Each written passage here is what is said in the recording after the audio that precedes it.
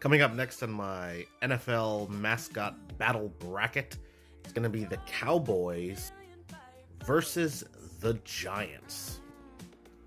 Pros for the Cowboys: human intelligence, guns, and human mobility. Access to domesticated animals like horses, probably farm animals, maybe. Cool hat. There's a lot to like here. Pros for the Giants: extreme height, typically somewhere between 16 to 18 feet tall. So 2.5 to 3 times as tall as a normal human, as well as extraordinary strength. The problem is, giants are also typically very dumb.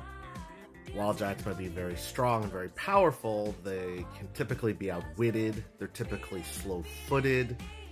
They mainly stay to the hills if you're a hill giant, mountains if you're a cloud giant or an ice giant.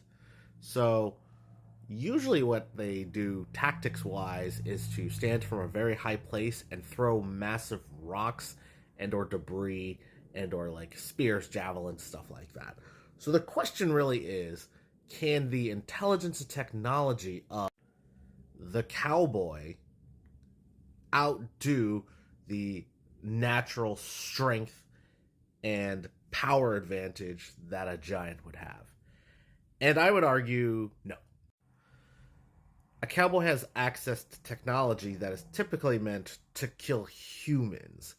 Unlike the 49er miner who would have access to like explosives and stuff like that, I don't think a cowboy is necessarily going to have like dynamite or something like that. And even then, if you're like 16 to 18 feet tall, it's not going to be as effective. It's certainly going to do damage. You're basically a large humanoid with extraordinary strength. But I think the extraordinary strength and the height advantage for the giant would eventually outdo the cowboy. All you really need is one good hit, and I think a giant would also have, like, the strength would come with just increased speed from physics.